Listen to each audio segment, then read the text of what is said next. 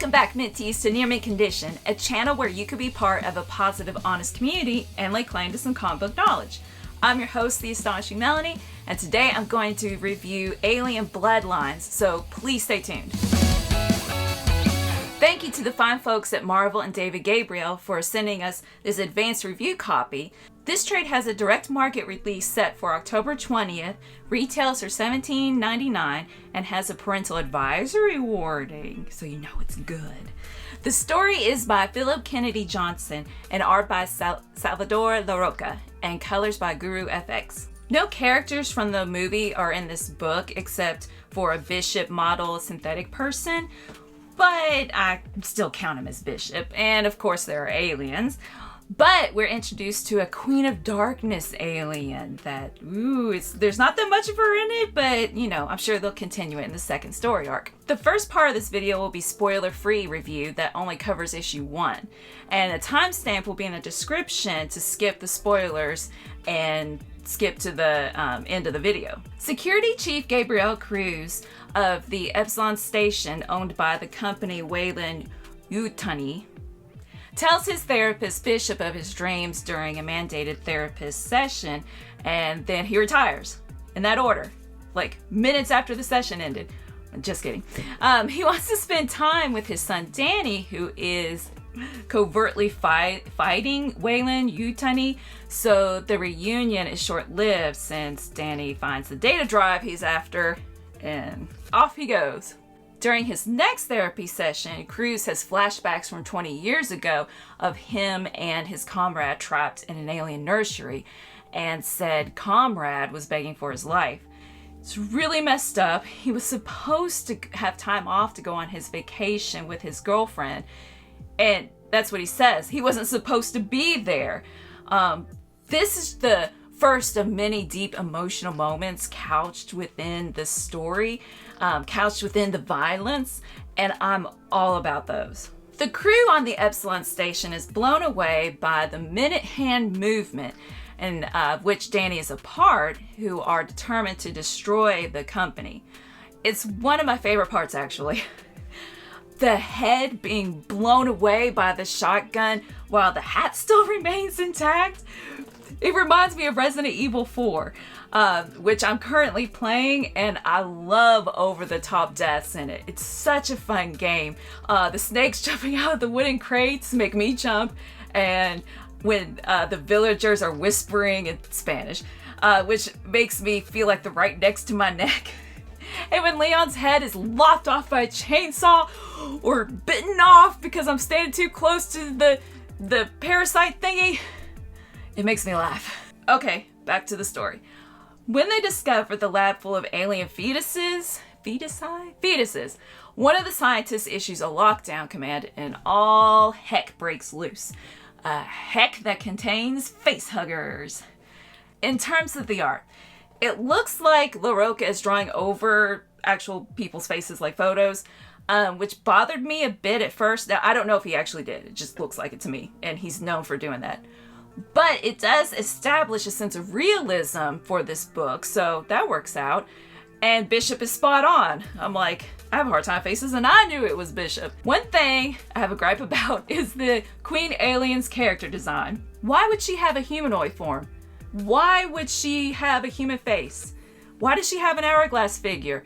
All the other aliens look nothing like a human body, except for the 4 limbs.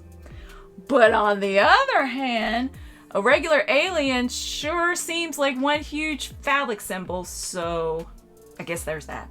Spoilers time! Hit the timestamp in the description to skip to my rating if you want to avoid spoilers. Cruz is blackmailed into retrieving a live alien sample, but truly he returns to the Epsilon Station to save his son. He finds the alpha alien has escaped, but conveniently finds his son's girlfriend named Iris pretending to be an intern. I'm going ahead and telling you this now, even though they don't find out, or it's not revealed until later, because I was proud of myself for figuring it out. I noticed that Iris gave the name of a scientist from the previous issue. However, I did not recognize her face. because you see, I have a touch of face blindness, and because these are realistic faces, sometimes I got lost. I'm like, wait, which character is this? And face blindness is a true thing.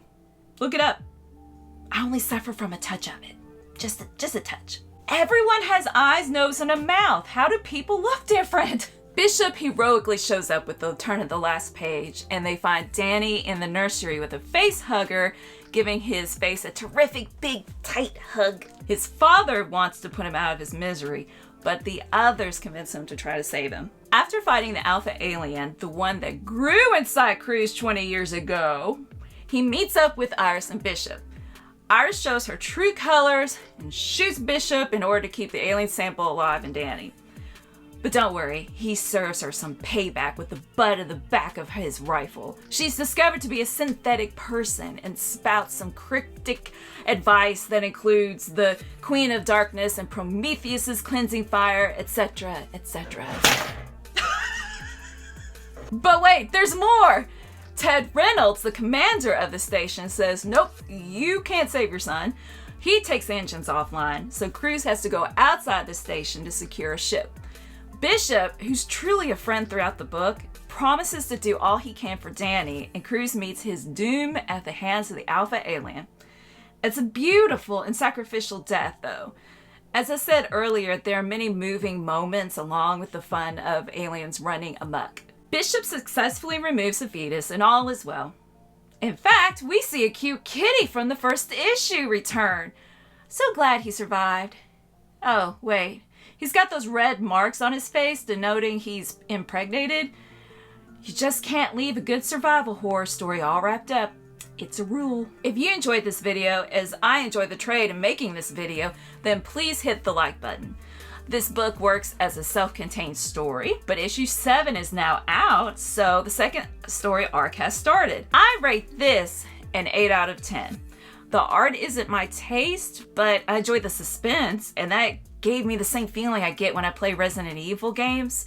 The buildup of tension, and then the release in the form of laughter and yelling and celebrating the ridiculousness of the violence. And because Philip Kennedy Johnson created moments of sincerity, I'm sucked into the story even more and imagine myself in Cruz's place.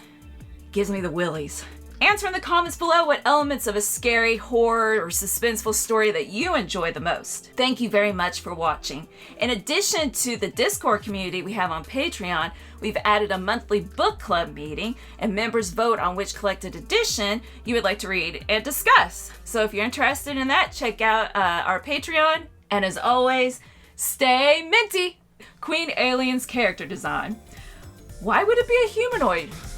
Why would she have a human face? Why has she got the feminine...